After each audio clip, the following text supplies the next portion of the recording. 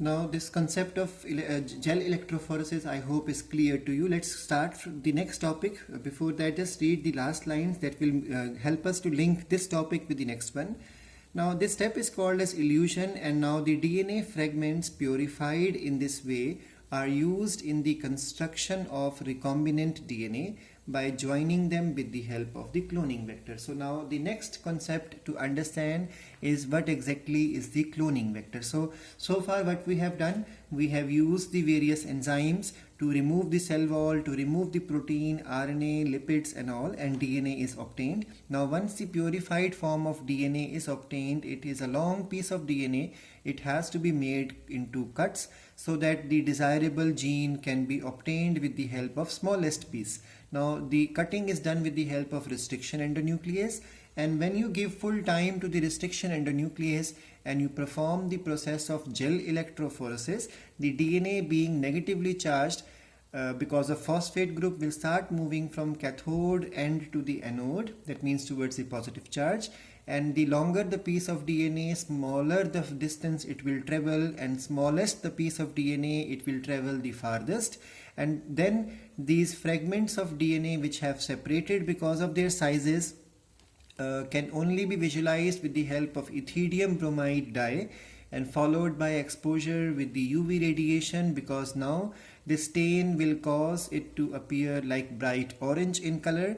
And after this, the separated bands of DNA are cut out from agarose gel and extracted from the gel piece, and this is called as elution. Now the DNA which you take out from here is supposed to be joined with the cloning vector, so that a hybrid, in the last class I told you, a hybrid vector or a chimeric vector could be created. So recombinant DNA, now this is the piece of DNA, imagine, that you have created by cut and then separated with the help of gel electrophoresis. Now this has to join here. So now this is the concept we have to understand. What exactly is vector and why is it called a cloning vector? So according to NCERT, there are plasmids and bacteriophages which have the ability to replicate within the bacterial cell. Now remember, when biotechnology started, the only idea scientists had in their mind was that the host should always be a microorganism, and the microorganism which comes in our brain always is the bacteria. So they had the idea that plasmids and bacteriophages are the one which are able to replicate inside the bacterial cell independent of the control of the DNA of bacteria, which is also called here as chromosomal DNA. Now remember, plasmid is a part of bacteria and bacteriophage is a parasite or endoparasite or obligate parasite which is linked with the host bacteria. Now when we talk about the viruses which attack bacteria, so that is called bacteriophages. Because of their high number per cell, have very high copy number of genome within the bacterial cell. Now the benefit of using bacteriophage as a cloning vector is that bacteriophages allow high copy number. So because the more the bacteriophages make its copy, the more will be the number of the gene of interest also. Because we are trying to make copies. Remember, I have explained to you, cloning here is, cloning in this topic of biotechnology means making copies of the desirable gene or gene of interest. So the higher the number of copies of a bacteriophage in a cell, more will be the copies of the gene of interest also. Now some plasmids may have 1 or 2 copies per cell, because plasmids don't give us much number copy. It could be one number only, or 2 copies, or it could be 15 to 100 copies. But when we talk about bacteriophages, they give a very high number.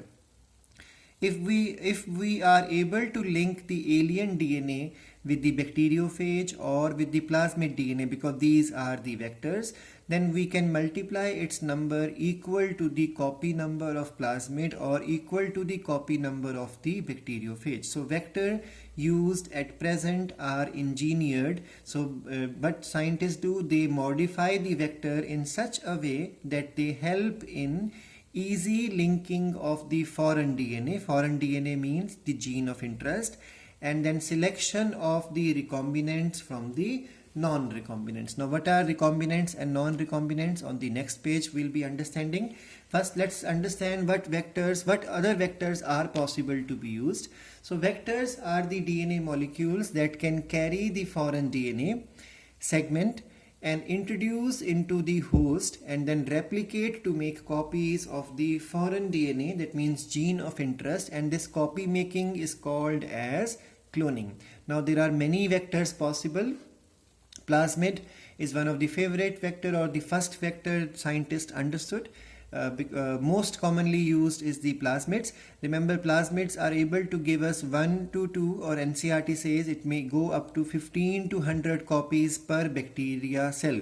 Now then we have vector which is called as bacteriophages. So bacteriophages are also mostly common use type of vector.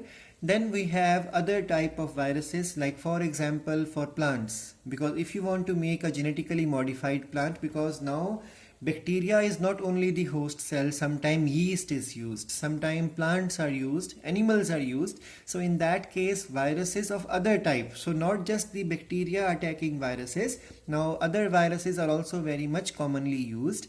And then we have cosmids. Cosmid stands for the cos site of the lambda phage and the plasmid of bacteria. So cos plus mid. We'll be discussing this in detail after in the next class. And then we have YAC and BAC. If you remember, we have done this thing already in the 6th chapter when we discussed the Human Genome Project. So I'll be talking about the yeast artificial chromosome and bacterial artificial chromosome in few lines again in the next class. So far what we have understood is that after making a cut in the foreign DNA, making 2 cuts in the foreign DNA, finally we get a piece of the DNA which carries the gene of interest.